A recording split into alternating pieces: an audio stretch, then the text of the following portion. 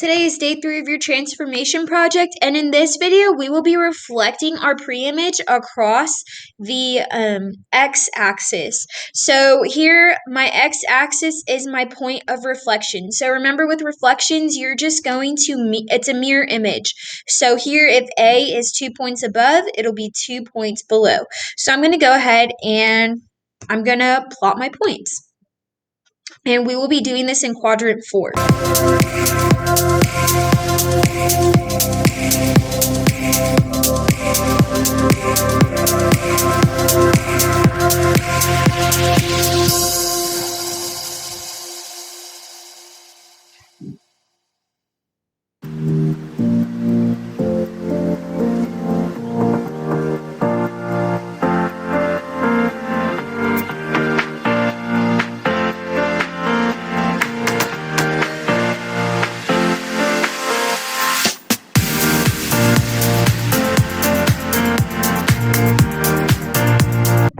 Okay, so I have reflected my points. So if you couldn't pick up on what I did, I just counted that A was 2 points above my point of reflection. So A double prime should be 2 points below. Now, if you noticed, I said the word double prime. That is because I already have an A prime. So to label this point, this is now A prime prime, or A double prime.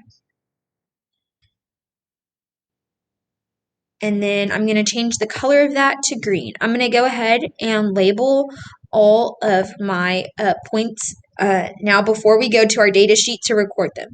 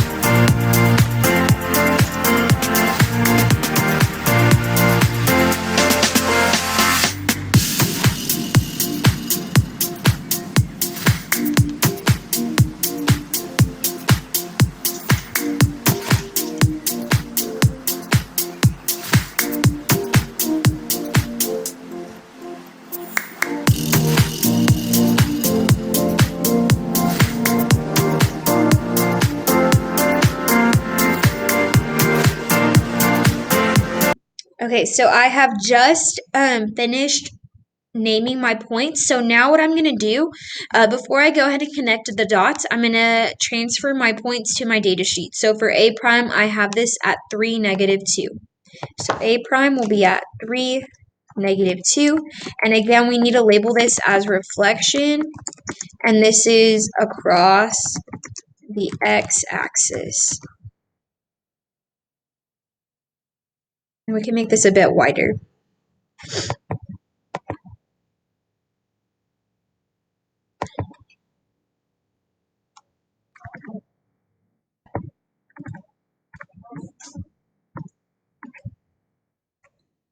And then I'm just going to keep going until I get to E double prime.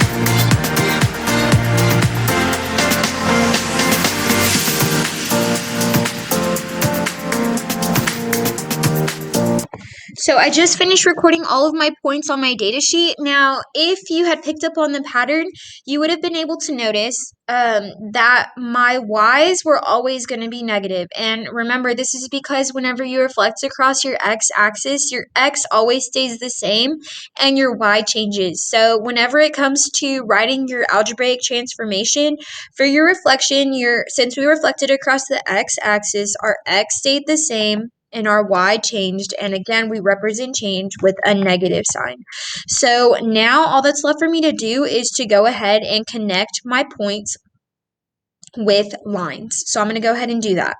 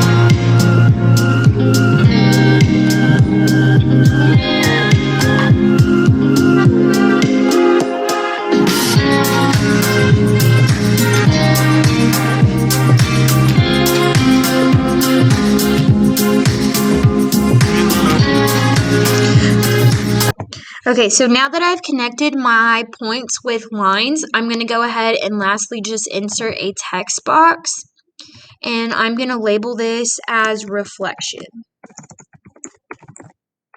And I'm going to turn the box black, and I'm going to highlight the text in green.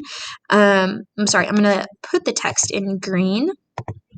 I'm going to actually do it in a lime green, that way it's a little bit more visible. And I'm just going to make the text a bit bigger.